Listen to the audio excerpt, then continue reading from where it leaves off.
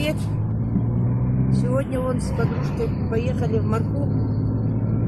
Поснимаем дома, где жили раньше скопцы в старину, в 1800-х годах. В общем, я расскажу эту историю. Скопцы по самоназванию агнцы Божьи, белые голуби, последователи мистической секты духовных христиан, возводящие операцию оскопления в степень богоугодного дела. Предшественниками скопцов была секта хлыстов, считавшая, что Бога нельзя беспокоить по мелочам, замаливая маленькие грехи.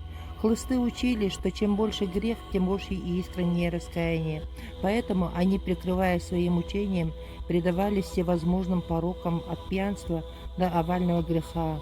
Скопцы же были противоположностью хлыстов. Основатель скопчества Кондратий Селиванов отошел от хлыстов и начал преподавать прямо противоположные идеи. Отречение от секса, курения, вина, танцев, игр, даже от шашек с шахматами. Постулат Селиванова гласил о том, что человек должен быть подобен ангелу и потому должен стать бесполым существом. Для претворения этой идеи в жизнь проводится обряд крещения. Мужчинам удалялись половые органы, женщинам соски, некоторым удаляли груди и большие и малые половые губы. Те, кто принимали ценными семьями, одновременно оскопляли и мужчин, и женщин, и детей. Эти семьи после посвящения не распадались, а образовывали хозяйственные ячейки, которые сами скопцы называли гнездами. Появившаяся примерно в середине XVIII века секта скопцов к началу века XIX стала постепенно увеличиваться. К 1826 году насчитывалось уже около 10-15 тысяч скопцов, скопчих и скопчат. Одним из первых бороться с этой сектой начал император Николай I, который велел массово арестовывать и высылать скопцов в Сибирь и в Якутию. Годных по здоровью сектантов зачисляли в солдаты и отправляли воевать на Кавказ. Секта была запрещена и предана проклятию, однако учение существовало еще очень долго. Живучесть секты объяснялась тем, что ее лидеры успешно заменяли скопцам житейские радости так называемыми родениями. Начинались они с дружеского чаепития, переходящего в хоровое пение и кружение в хороводе в белых рубахах и при свечах. Тем задавался речитативным пением. Постепенно скопцы входили в транс, кружились отдельно, издавали бессвязные вопли, у иных начинались плач или истерика. Все это привлекало своей необычностью не только скопцов, но и просто любопытствующих. Родения были своеобразным наркотиком. Скопцы, приверженцы этой религиозной секты, зародившейся в 1770-х годах в Орловской губернии, проповедовали идеи греховности сожительства, отрицали браки, питали отвращение к детям и условием спасения души считали борьбу с плотью путем оскопления. Сосланные в Западную Сибирь скопцы ухитрялись вербовать своих последователей. Из-за этого правительство решило загнать их подальше в Якутию и Забайкалье. Предполагалось, что скопцы не смогут заманить в свои сети бурятов, якутов и казаков, имеющих другой менталитет. Григорий Попов в очерках по истории Якутии в XIX – начале XX веков писал: «Давно уже русское правительство обратило внимание на Якутский край как на место водворения сюда лиц, осужденных по религиозным делам». Первая партия сектантов в количестве 595 человек прибыла в Якутскую область в 1861 году. Сначала их селили небольшими группами по 10-15 человек среди якутов, но уже спустя год выделили для поселения специальные места. Число скопцов увеличивалось из года в год и в 1881 году достигло 1211 человек. В Якутской области они основали 12 крупных населенных пунктов: под Алекминском Спасское, Троицкое, Усть-Чаринское, под Якутском Мархинское, Хатынгаринское, Никольская Слобода, Кельдямская, Маганская, Петропавловская и другие мелкие села. И до ссылки скопцы предавались воистину ударному капиталистическому труду. Ну а здесь они развернулись по-настоящему. Они занимались земледелием и отличались исключительным трудолюбием. Составляя небольшую часть населения Якутской области, они стали крупными производителями хлеба. По архивным данным, в 1888 году на их долю приходилось 33% всего урожая зерновых. Огромный вклад скопцов в развитие земледелия отмечала и местная власть. В одном из архивных документов начала XX века сообщается, якуты соседних улусов приходят смотреть на сельские работы скопцов и даже нанимают их к себе для распашки в виде образца некоторой части своих полей. По историческим данным, первая партия скопцов из 31 семьи прибыла в Алекминск в 1861 году из Туруханского края. Им выделили земли вдали от города, но они, дав взятку Алекминскому комиссару в размере 40 тысяч золотом, основали Спасское селение поблизости. Центральная улица города Алекминска и ныне называется Спасской, поскольку здесь сохранились дома Спасского селения скопцов. Город и скопическое селение разделяла природная граница – река Алалайка. Угловой дом рядом с СЭС был лавкой купца, тоже из скопцов. Дома имели своеобразную конструкцию и определенный архитектурный стиль. В домах также было много разных потайных засовов и проходов в кладовые и к соседям. Заборы были высокими, чтобы скрывали жизнь обитателей от посторонних глаз и чтобы уберечься от тати, то есть воров. Кильдямцы – село составное городского округа, город Якутск. В 1883 году основано село Кильдямцы в 30 верстах от Якутска на берегу реки Кильдямки и озера Неджили. Население было якутское, предполагается не больше 150 человек. Жители разводили скот и занимались охотой. Позже село заселено скопцами из тастахского селения Намского улуса.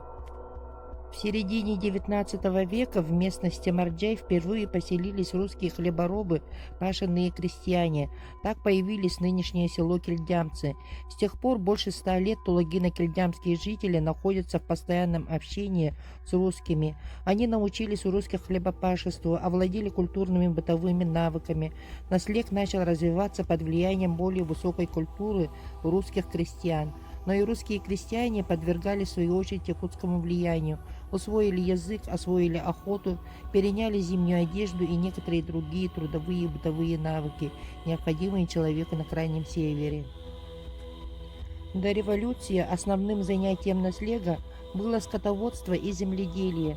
Крупные собственники, хлеборобы и скотоводы, владевшие лучшими землями и орудиями сельхозтруда, эксплуатировали многочисленных батраков.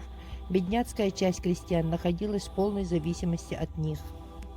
В 60-х годах в Якутск пришла первая партия скопцов, а вскоре за ней в 61 году явилась вторая партия.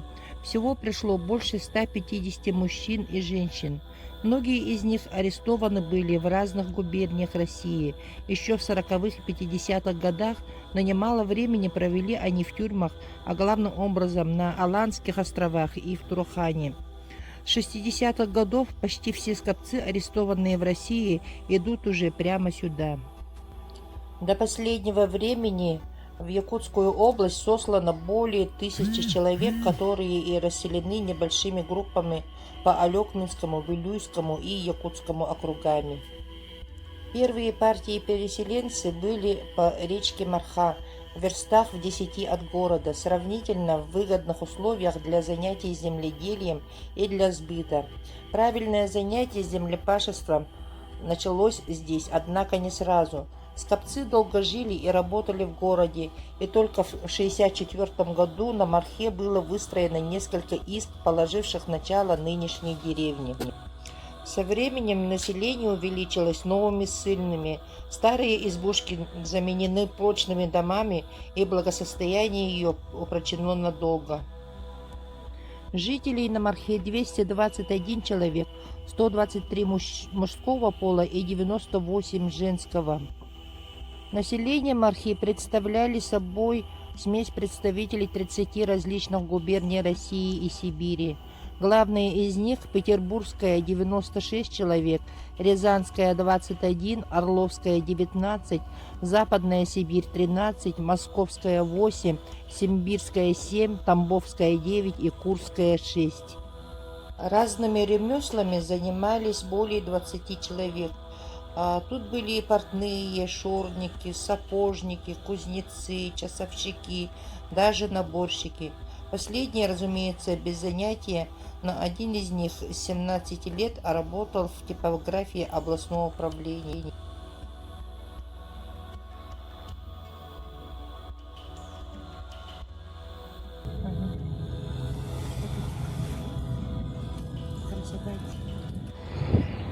Вот спустились возле одного старого дома.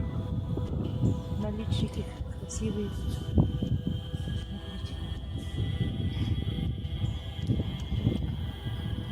Вот с большими наличниками. И дальше идут хозяйственные постройки. Вот тут вот. В старину вот так вот строили.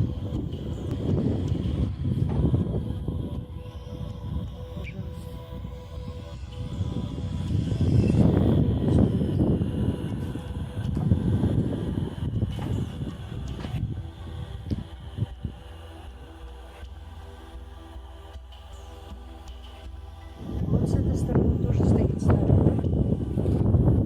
Ну тут бедняцкий дом. За что бы ни брались копцы, все они делали основательно на века. С копцами были построены конные, паровые и водяные мельницы. Сохранились до наших дней дома, возведенные с копцами, амбары, хозяйственные постройки. Они первыми стали применять тип утепленного чернового пола, необходимого в наших условиях. Вот там стоит большой дом. И отсюда видно план этого дома. Тут постройки хозяйственные. И рядом стоит маленький дом.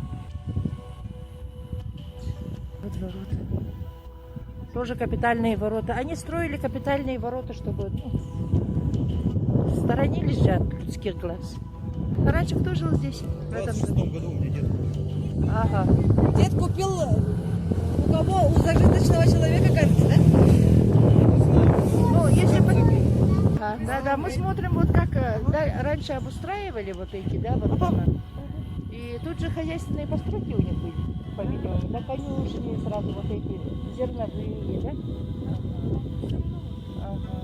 А год постройки какой интересный вот этого? Дом 50 лет. Начало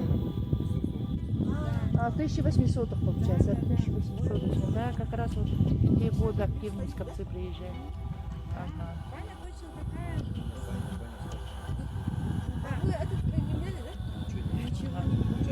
Прежних хозяев что-нибудь там осталось, какие-то памятные такие фотографии или что-нибудь? Его как вот родители, предки, то есть это как по наследству все вот как бы здесь живут. Всё Ну, вот так вот. очень даже хорошо. Здесь, конечно, не было. Не было, да? Здесь навес был. Ага, Там было это у нас это как его овчарня. ага, Вот там, ага. к речке ближе. Да, И да. сеновал там был. Понятно. Ну вот хозпостройки это. Да. И Это 100 с лишним лет тому назад поступило. В 24 году. в 24 году. Ага, 24 понятно. Ну, Скопельский, ну, вот был. Ага.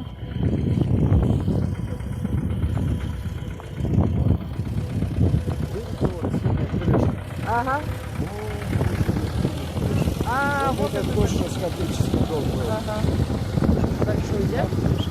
И вот это вот синяя, а вон синяя вот так крыша Да. стоит. Да. Ага, ну, ага, вот это Скопельский дом. Переделали вот это, да? В большой парке, Ага. сейчас скажу, вот где раньше аптека была. Если отсюда ехать перед ветеринаркой, да, вот это тоже Скопельский дом.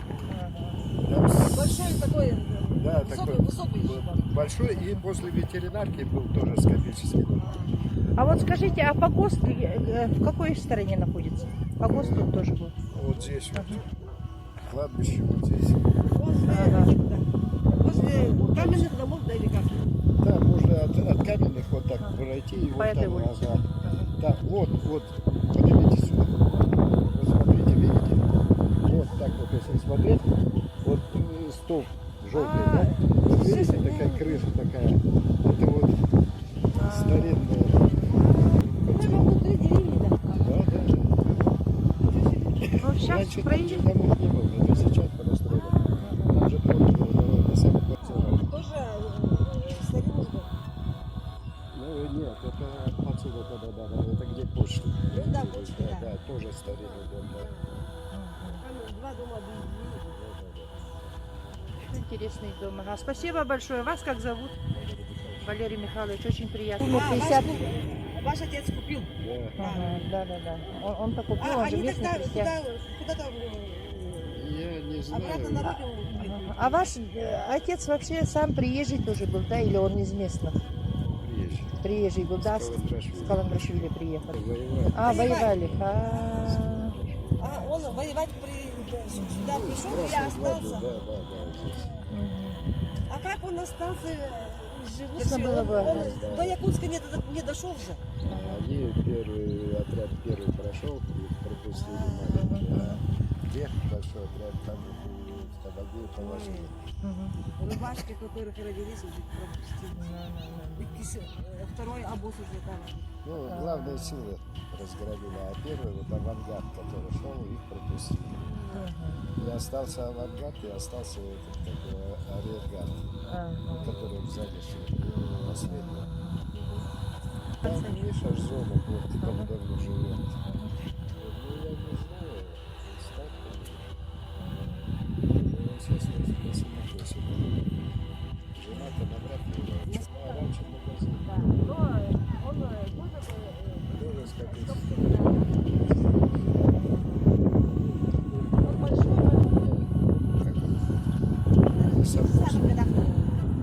Вот этот большой, да? Да, да, вот Ага. детский сад. Ага. Ясно. Ну, спасибо большое за рассказ.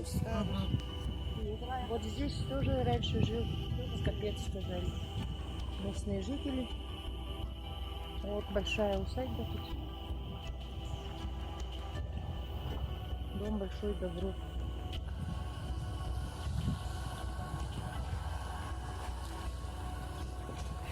С этого ракурса хорошо можно. Но очень большой добротный дом. А раньше тут точно жил капец.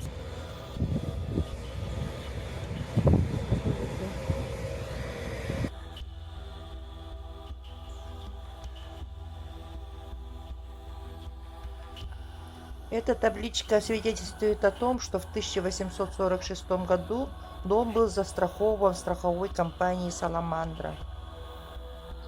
Мархинские скопцы в первые 12 лет расчистили около 1000 га земли. Урожайность их полей в 1,5-2 раза превышала урожайность селений Хлинского тракта, а зарплата батрака была свыше 100 рублей в год.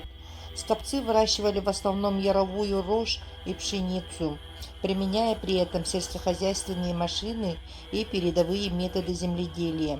Удобрение полей, задержание влаги, улучшение семян путем отбора, выделение семенных участков. Также они выращивали арбузы, тыкву, разводили гусей, кур и уток. Скопцам не удалось вовлечь в свою секту ни одного якута. Благодаря такому упорному труду скопцы накапливали весьма приличные сбережения. Деньги, которые были для скопцов важнейшим средством для защиты от враждебного окружения, не распылялись, а наоборот концентрировались. Когда одно гнездо вымирало, имущество переходило скопцам следующей волны. Подпольные счета и капиталы направлялись на вознаграждение людям, согласившимся на оскопление, а также на подкуп нужных чиновников. Однако в Якутии скопцам не удалось привлечь в свою секту ни одного местного жителя. Объяснялось это не только стойкостью местных к их посулам, но и тем, что ушлые якутские чиновники заключили со скопическими старостами соглашение: вы не проводите родений, мы не отправляем вас в тундру. Попутно со скопцов была содрана внушительная взятка, но зато скопцов поселили в наиболее благоприятных местах возле Якутска, в Алекминском округе, близ Нюрбы и Вилюйска. Попытки проведения подпольных родений пресекались полицией безжалостно и жестоко, посему скопцы были вынуждены направить свою энергию исключительно на хозяйственные цели. Неимоверных усилий стоило скопцам расчистить места под усадьбы. Приходилось возить тысячи телег земли и камня, чтобы утрамбовать почву. Во многих дворах еще и в настоящее время продолжают утрамбовывать почву. Еще больших усилий стоило скопцам расчищать тайгу под пахотные поля. Приходилось выжигать лес, вырывать громадные корни вековых сосен и лиственниц, копать канавы для стока болотных вод. Скопцы справились со всеми выпавшими на их долю трудностями и расчистили почти всю отведенную им землю.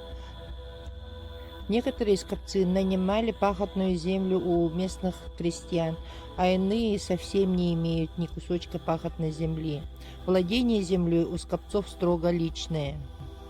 Скопцы и в ссылке пытались возродить религиозное влияние секты. Полиция неоднократно пересекала попытки переправить Якутии крупные суммы денег, иной раз до 600 тысяч рублей. Для сравнения, зарплата рабочего достигала тогда 10-15 рублей в месяц. В 1881 году был арестован скопец Козьма Лысин, объявивший, что является земным воплощением бога Саваофа. После этого происшествия религиозная активность скопцов окончательно затихла. Они стали превращаться в обычных крестьян, ведущих серую и скучную жизнь. Правда, в скопических селах стали появляться дети. Урезанные скопчихи, тем не менее, сохраняли способность к деторождению, но оскоплять их уже не смели. У скопцов прекрасные огороды, которые доставляют им один из главных заработков. В каждом почти скопическом дворе устроены парники. Но несмотря на все трудолюбие скопцов, несмотря на то, что почти всякий скопец мастер на все руки, многим все-таки приходится биться как рыба об лед, не находя для себя никакого заработка. Такое положение поддерживается исключительно тем, что скопцам запрещено не только разъезжать вне своего места жительства, но даже и место жительства дозволено вне поселений других людей, так что скопцы живут своим отдельным обществом. Безусловно, мы должны быть благодарны как казакам-первопроходцам, открывшим новые территории, раздвинувшим восточные границы государства, так и скопцам, которые без оружия мирно завоевали суровую природу и продвинули границы произрастания злаков и овощей, показавшим, как добротно на века следует строить и вести дела. Удивительное дело, чиновники царской России, ссылая в тюрьму без решеток неблагонадежных лиц, таким образом способствовали развитию своей отсталой окраины.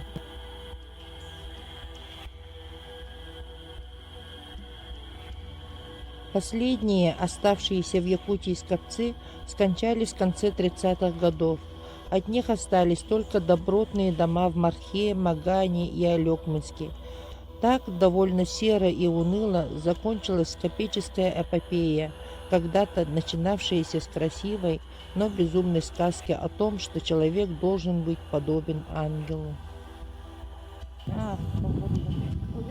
Помощь моя от Господа моего к тебе гряду, Тебе гряду, не остави меня, остави меня. остави меня, только губернии Каширского уезда Дмитрия Макаровича